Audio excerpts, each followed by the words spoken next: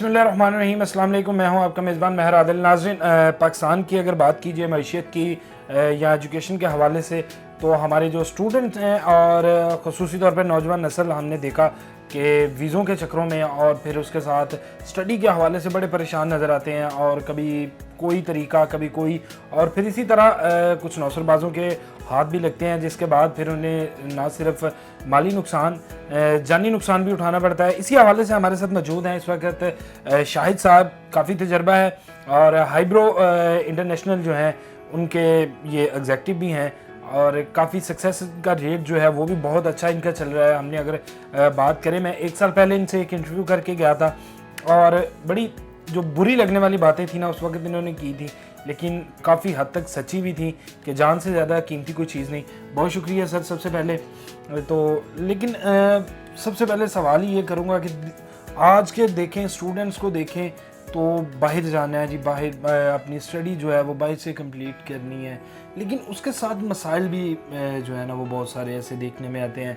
जैसे सबसे बड़ा मसला अगर फाइनेंशियली देखा जाए तो वो, और फिर उसके बाद जब गलत हाथों में चले जाते हैं, गलत हाथों से मुराद कि ऐसे नौसरबाजों के हाथों में जो आपको कीमत कम बताएंगे, रिजल्ट जो है उनका कुछ और बताएंगे, लेकिन at the end of the day जो है हम देखेंगे कि वो बेचारे फिर यहीं पर मौजूद हैं। बहुत शुक्रिया जी। आपने एक क्वेश्चन के अंदर बहुत सारे क्वेश्चन जो है ना वो दाग दिए हैं। अलमिया यही है जो आपने बातें की हैं, ये दिल से आपने बातें की हैं। हमारा जो स्टूडेंट है, सबसे पहली बात है फ्रस्ट्रेटेड है। हम ग्रेजुएट्स बना रहे हैं, जॉब्स क्रिएट नहीं हो रहे हैं। अब पेरेंट्स को भी आइडिया है कि जब तक फैमिली में से, घर में से एक बच्चा बाहर नहीं होगा, घर के खराजात पूरे नहीं होने हैं। तो पहले जो ट्रेंड एक शौक के ऊपर होता था, अब ज़रूरत बन चुका हुआ है। दूसरा आपने सवाल किया एक्सपेंसिव में ये है कि इकॉनमी का आपको पता है, डॉलर रेट अगर हम कंपेयर करें पिछले 4-5 सालों में, तो वो कहाँ स्टार्ट हुआ था और कहाँ पे इस वक्त जो है वो चल रहा है। ये एक बहुत बड़ा सेटबैक मिला हमारे स्टूडेंट्स को, जो लोग बाहर जाना चाहते हैं उनके लिए, कि डॉलर जो है वो उसकी परवाज़ ही ऐसी है कि अभी तक जो है वो पकड़ी नहीं जा रही। बस देखें, अगर कोई यूके स्टडी के लिए जा रहा है तो पाउंड्स पे करेगा, यूएसए जा रहा है तो यूएस डॉलर पे करेगा, ऑस्ट्रेलिया जा रहा है तो आपको ऑस्ट्रेलियन डॉलर, यूरोप में जा रहे हैं तो यूरो। सो ये सारी करेंसीज़ को जब एनालिसिस करें तो जो कॉस्ट पेरेंट्स को 12-15 लाख रुपए में पड़ती थी एक बच्चे को भेजने के लिए, आजकल मिनिमम 30 लाख से 1 करोड़ रुपए तक चली गई हुई है। सो जहाँ पे बाइंग पावर पेरेंट्स की वैसे ही कम हुई है, जो एक्सपेंसेस, हमारे लिविंग एक्सपेंसिव हो गई है, तो बड़ा मुश्किल होता है। लेकिन पेरेंट्स फिर भी कोशिश करते हैं कि किसी ना किसी बच्चे को बाहर भिजवाएं जहाँ पे वो स्टडी करने के बाद प्रॉपर सेटलमेंट जो है ना ले सके। दूसरी, नौसरबाज़ों का आपने जिक्र किया। देखिए, नौसरबाज़ों के हाथ बच्चा उस वक़्त चढ़ता है जब वो फ्रस्ट्रेटेड बहुत ज़्यादा है, मेहनत नहीं करना चाहता, उसके ग्रेड्स कम हैं, नंबर उसने कम लिए हुए हैं, आइल्स से वो वैसे ही जो है ना भागता है, और जल्दी के चक्करों में, कम पैसों का लालच, वहाँ पे आके वो नौसरबाज़ों के हत्थे चढ़ता है। इसका मकसद, जैसे इसकी एग्जांपल मैं देता हूँ, एक बच्चा है, उसको बस ये बता दिया गया कि जी बाहर जाना है और आपने बस ये डॉक्यूमेंट्स देने हैं, आपने कोई चीज़, हमें सिर्फ पासपोर्ट देना है और आप बाहर चले जाएंगे। ऐसा पॉसिबल नहीं है। इवन पाकिस्तान में भी जब आप किसी यूनिवर्सिटी में, कॉलेज में एडमिशन लेते हैं, आपको उसका प्रॉस्पेक्टस लेके उस पर एप्लीकेशन फॉर्म और रिक्वायर्ड डॉक्यूमेंट जमा करवाने पड़ते हैं। पाकिस्तानी यूनिवर्सिटीज़ का भी क्राइटेरिया है कि इतने परसेंटेज तक हम इसको जो है ना एक्सेप्ट करेंगे। जब उसके ग्रेड्स कम हैं, वो पाकिस्तानी किसी यूनिवर्सिटीज़ में अप्लाई करता है, तो कोई थका हुआ इंस्टीट्यूट है जो 50% से नीचे, 45% के ऊपर किसी को एडमिशन देता है। पाकिस्तान में जैसे यूनिवर्सिटीज़ की ग्रेडिंग है, आपको उतना ही हाई मार्क्स लेने होते हैं एडमिशन्स के लिए। सो यही क्राइटेरिया जो फर्स्ट वर्ल्ड कंट्रीज़ हैं, यूरोप है, यूके है, कनाडा है, ऑस्ट्रेलिया है, हमारे नूरे स्टूडेंट्स में नूरे इस सेंस कि यहाँ पे नालायक है तो वहाँ पे एडमिशन कैसे लेगा। सिर्फ उसको सबज बाग है कि आपका एडमिशन हो जाएगा, हम आपको जो है ना प्रोसेस करवा देंगे और आपका वीज़ा लग जाएगा। अच्छा शायद साहब, ये नूरे कह के आपने मेरे ख्वाबों पे भी ना पानी फेर दिया है। अच्छा, आपने बात की आइल्स की। अब इसको बड़ा जो है ना एक एक्सपेंसिव भी कहा जाता है, और फिर एक मुश्किल मराहिल में से अगर देखा जाए कि बहुत इसकी हाइप इस तरह से बना दी गई है कि पता नहीं कोई एक पहाड़ है जिसको आपने जो है वो तराशना है। तो इस हवाले से कुछ ऐसे कंट्रीज़ अगर यूरोप की बात करें तो हैं जिसमें स्टूडेंट्स यहाँ आप जॉब के लिए अप्लाई कर सकते हैं, बहुत इजी, आपको ये सारे फेसेस जो हैं वो सामना ना करना पड़े। ये अलमिया है पाकिस्तान का, और इसकी सबसे बड़ी वजह हमारा स्कूलिंग सिस्टम है। एक बच्चा जो कैम्ब्रिज स्टडी करके आता है, ओ लेवल करके आता है, उसके लिए आइल्स कुछ भी नहीं है। वो अपेयर होता है 7 बैंड प्लस जो है ना, उसके लिए इजीली अचीवेबल है। बट जो अदर गवर्नमेंट सेक्टर को तो भूल ही जाए ना, जो बाकी सेक्टर्स हैं वहाँ पे बेसिक इंग्लिश के ऊपर तवज्जो ही नहीं दी जाती। कम्युनिकेशन में स्टूडेंट इतना लो होता है, मास्टर्स करके भी आता है तो उससे अपना इंट्रोडक्शन भी नहीं दिया जाता। सो ये फ्लॉ जो है हमारे एजुकेशनल डिपार्टमेंट का है। जहाँ तक आइल्स के बगैर मुमकिन है, मुझे ये बताइएगा ऐसा कंट्री जिसमें फर्स्ट लैंग्वेज उनकी इंग्लिश है, आपका कोर्स इंग्लिश में है, आपने अपने जो बैचमेट्स हैं, अपने दूसरे स्टूडेंट से इंग्लिश में बात करनी है, अपने प्रोफेसर से इंग्लिश में बात करनी है, आपका लेक्चर इंग्लिश में होना है, आपका रिजल्ट्स इंग्लिश में, पे एग्ज़ाम्स इंग्लिश में होने हैं, तो वहाँ पे बग़ैर इंग्लिश के जाके हमारा बच्चा करेगा क्या? ठीक है, तो ये मेरी हर स्टूडेंट को जो भी मेरे पास आता है, मैट्रिक करते हो, अपनी एजुकेशन के साथ साथ अपनी कम्युनिकेशन स्किल्स को, जिसमें listening, reading, writing and speaking है, उसको इम्प्रूव करो। रीडिंग करो, जितनी ज़्यादा रीडिंग करेंगे, थोड़ा लाउडली रीडिंग करें, आपके सारे नर्व्स, आपके सारी सेंसेस काम करें।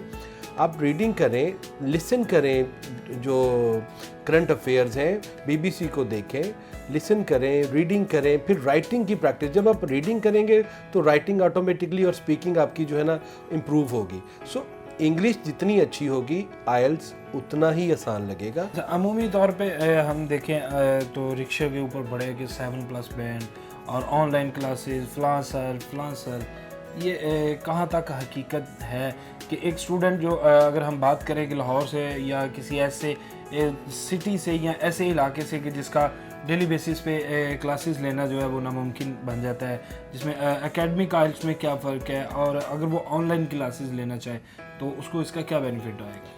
देखिए, सबसे पहले आपने जो बात की कि 15 दिन में आइल्स का 7 बैंड की तैयारी करें, ये पॉसिबल ही नहीं है। एक बच्चा जिसके पास बेसिक इंग्लिश नहीं है, वो 5 बैंड के लिए भी एलिजिबल नहीं है, आप 15 दिन में कैसे उसको घोल के थोड़ी पिलाएंगे? सो जो असेसमेंट होती है, जैसे हम आइल्स प्रिपेयर करवाते हैं, एक बच्चा जिसकी कैपेबिलिटी अभी नहीं है, एक आइल्स का इंस्ट्रक्टर, आइल्स बेसिकली जो हम पढ़ाते हैं ये इंग्लिश उतना नहीं है, ये how to attempt the test कैसे होना है, टाइम मैनेजमेंट कैसे करनी है, स्ट्रेस मैनेजमेंट क्या है, जो आप गलतियां करते हैं राइटिंग में या स्पीकिंग में, टीचर उनके ऊपर आपको जो है वो बेहतर बनाता है। सो इंग्लिश अगर किसी बच्चे का अभी वो लेवल नहीं है जो आइल्स में बैठ के वो अटेम्प्ट करता है, उसके लिए सबसे पहले हमारा होता है इंग्लिश लैंग्वेज कोर्स।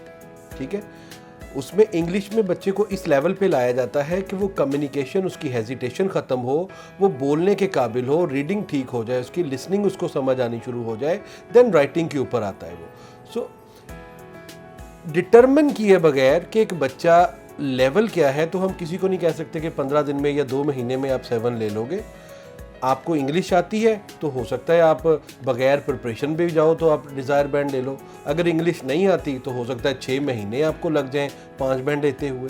सो ये सब जो है ना मार्केटिंग टैक्स कह सकते हैं आप, एक फेम लेने के लिए या ग्रैब करने के लिए है। अदरवाइज़ इसमें कोई सच्चाई नहीं है कि 15 दिन में या महीने में कोई आपको जो है ना आइल्स की प्रैक्टिस करवा के 7 बैंड दे देगा। अच्छा, गल्फ़ के अंदर आइल्स वगैरह का तो कुछ इस तरह की नहीं है, लेकिन ये स्टडी के हवाले से आपने बात की कि एक इंग्लिश कंट्री, फिर सब कुछ उसमें हमें जो है उसकी लैंग्वेज के मुताबिक चलना पड़ेगा। अगर जॉब के लिए देखा जाए, क्योंकि हमारे यंगस्टर्स जो हैं वो बड़ी तादाद के अंदर उनकी कोशिश है कि बाहर जो है वो मूव किया जाए और वहाँ पे जाके अपने रोज़गार से वाबस्ता हुआ जाए, अच्छा रोज़गार हासिल किया जा सके। तो उनके लिए कौन से ऐसे ममालिक जो आप समझते हैं कि यहाँ भी इनको आइल्स वगैरह के लिए कोई इतनी ज़रूरत नहीं है, ये यहाँ पे जा सकते हैं? आप कनाडा, ऑस्ट्रेलिया, यूके किसी को भी आप लेते हो, आप वर्क परमिट पे जा रहे हैं, आप स्टडी पे जा रहे हैं, आप इमिग्रेशन पे जा रहे हैं, आइल्स कंपल्सरी है। तो यहीं पे अगर कोई बंदा आपको कहता है कि आपने in country English language countries में जाना है और आपका बगैर आइल्स के हो जाएगा, वो झूठ है। ठीक है। अब यूरोप की कुछ कंट्रीज़ में वर्क परमिट ऑफ़र होते हैं, बट हमें नहीं आइडिया, हम नहीं उसको प्रोसेस करते, ना उसका कोई हमारा सेटअप है ऐसा। देखिए, जो यूथ है ना हमारे मुल्क में, FA BA करवाना ये एक रुझान है पेरेंट्स का, या स्टूडेंट एक जान छुड़ाता है। इससे बेहतर अगर ये है कि अगर स्टूडेंट अपने आप को किसी स्किल में ले जाए। IT में बेशुमार कोर्सेज़ हैं, मैं बहुत से लोगों को जानता हूँ जो मैट्रिक इंटर हैं इवन, बट उन्होंने किसी भी चीज़ को पकड़ के उसके ऊपर मेहनत की है, माहिर बने हैं, वो 2-2, 2.5, 3-3 लाख रुपया पाकिस्तान में बैठ के सैलरीज ले रहे हैं। अच्छा, उसके बाद जो स्किल्स हैं यूरोप में या कनाडा में तो शायद अभी वहाँ पे ऐसे उनको ज़रूरत ना पड़े, लेकिन जो हमारा गल्फ़ है, जिसमें कतर है, जिसमें सऊदी अरब में अगले 8-10 साल बहुत बड़ी डेवलपमेंट्स हैं, उनको बेशुमार बंदा चाहिए। दुबई में, ओमान में, यहाँ पे हो सकते हैं, बट हाईब्रो जो है इन कंट्रीज़ को केटर नहीं करता।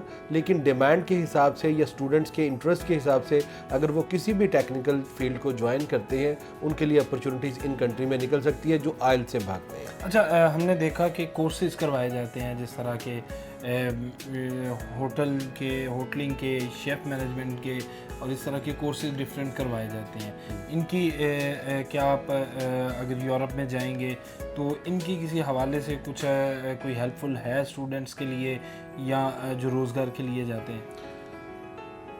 फ्रैंकली स्पीकिंग मैंने तो कोई नहीं देखा कोई ऐसा बंदा, कोई डिमांड आती है कि किसी को रेस्टोरेंट पाकिस्तानी कुक जो है ना डायरेक्ट अप्लाई करते हैं। उसमें नॉर्मली ये होता है कि आपके कुछ सोर्सेज हैं यूके में या किसी जगह पे, वहाँ से कुक की डिमांड है तो आप उनको इंटरव्यू दे के उसमें सेलेक्ट होते हैं और वीज़ा प्रोसेस करवा के यूके चले जाते हैं। या कनाडा में भी फूड सर्विस सुपरवाइज़र या कुक के लिए वैकेंसीज निकलती रहती हैं।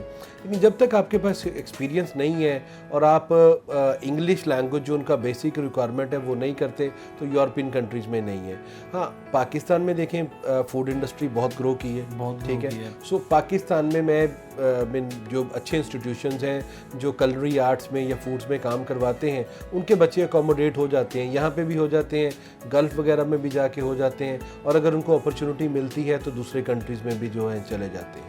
अच्छा, सबसे सस्ता तरीका जो है ना, जो वे मेरी अपनी भी ख्वाहिश है, हर किसी की ख्वाहिश है कि यूरोप जाने का सबसे आसान, महफूज, क्योंकि अगर हम देखें डंकी की बड़ी ऑफ़र्स आएंगी लोगों को, वो फिर चंद रुपयों की खातिर, जिस तरह आपने पहले भी कहा कि हमने 1 साल पहले एक इंटरव्यू किया था जब लिबिया में कश्ती का जो एक हादसा पेश हुआ था, लेकिन लोग अभी भी नहीं बाज आ रहे।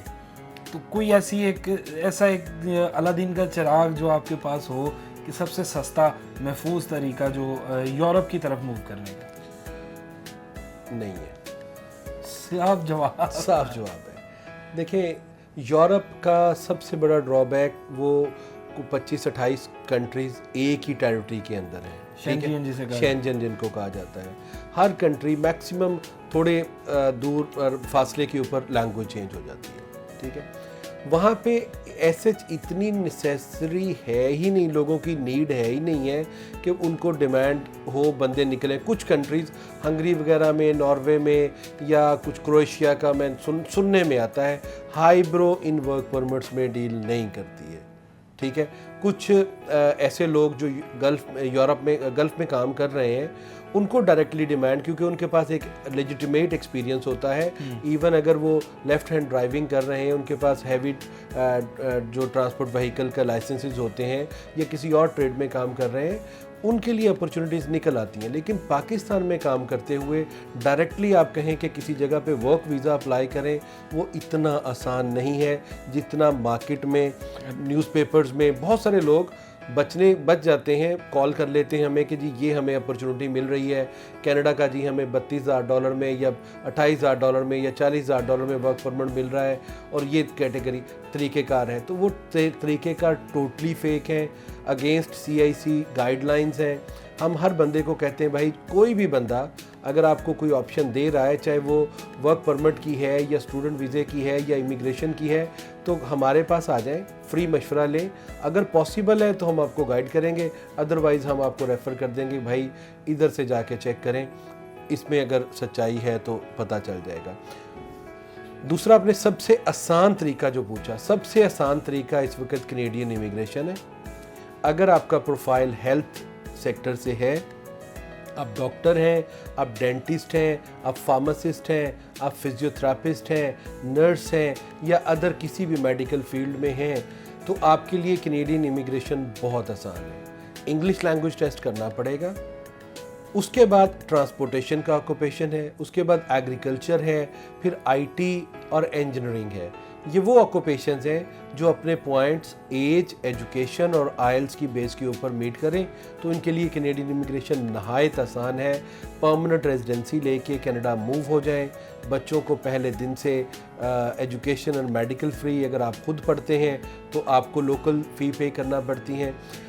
इसकी मैं एग्जांपल देता हूँ। एक पेरेंट हमारे पास आते हैं कि जी हमने अपने बच्चे को अंडर ग्रेड के लिए भेजना है, तो एक बच्चे की कम से कम कॉस्ट कनाडा में एक पूरे साल की ट्यूशन फ़ी पे करना है, प्लस $20,000 आपको ब्लॉक अकाउंट में बच्चे के रखना है ताकि उसका लिविंग एक्सपेंस जो है वो मीट हो सके सारे साल का। सो ये कम से कम भी करें तो 80-85 लाख रुपए की कॉस्ट बनती है। तो पेरेंट्स अगर ये स्टेप लेते हैं, अपनी इमिग्रेशन करवाते हैं, तो ऑब्वियसली बच्चों के लिए वो एजुकेशन वहाँ जाके लोकल स्टूडेंट के ऊपर काउंट होगी और पेरेंट्स सर के ऊपर होंगे। सो मेरा मशवरा ये है कि अपने आप को असेसमेंट करवाएं। अगर आप सेटलमेंट होना चाहते हैं, रीलोकेट होना चाहते हैं बेटर फ्यूचर के लिए या बच्चों की स्टडीज़ के लिए, सो हमें बताएं, कॉल कर लें, विज़िट कर लें। हम आपको प्रॉपर प्लान दे देंगे कि क्या पॉसिबिलिटीज़ हैं और हैं भी कि नहीं है। बहुत शुक्रिया शाहिद साहब। जी नाज़रीन, शाहिद साहब की गुफ्तगू आपने सुनी, यकीनन मायूस भी हुए होंगे, लेकिन ये मायूसी नहीं बल्कि इन्होंने एक साफ़ और क्लियर बात जो है वो की, क्योंकि मेरे लिए ये काफ़ी काबिल एतमाद है। इस तरह के जब मसाइल्स आते हैं तो फिर हम इन्हें ही ऑन कॉल लेते हैं कि इनसे पूछा जाए, क्योंकि ना तो ये ढकी छुपी बात करेंगे, साफ जो एक तरीका है वो बताया जाएगा, जिससे ना सिर्फ पैसे का ज़्या बल्कि जान जो कि सबसे कीमती है उसका भी बचा जा सकता है। और जिस तरह इन्होंने बताया कि कोई इस तरह का नहीं करना कि जो कम पैसों की है बस जाना चाहे और फिर वो किसी और के हत्थे चढ़ जाए और उसके बाद फिर अल्लाह पाक जो है उसको अपने हिफ्ज़ो ईमान में रखे। लेकिन आएँ यहाँ पर और इन्हीं से पूछें तो ज़्यादा बेहतर है, क्योंकि एक फील्ड से इनका ताल्लुक़ है और फिर ये बताते हैं तो अपना मुकम्मल जो है गाइडेंस देते हैं। इसके साथ ही मुझे दीजिए इजाज़त, अल्लाह ने के बाद।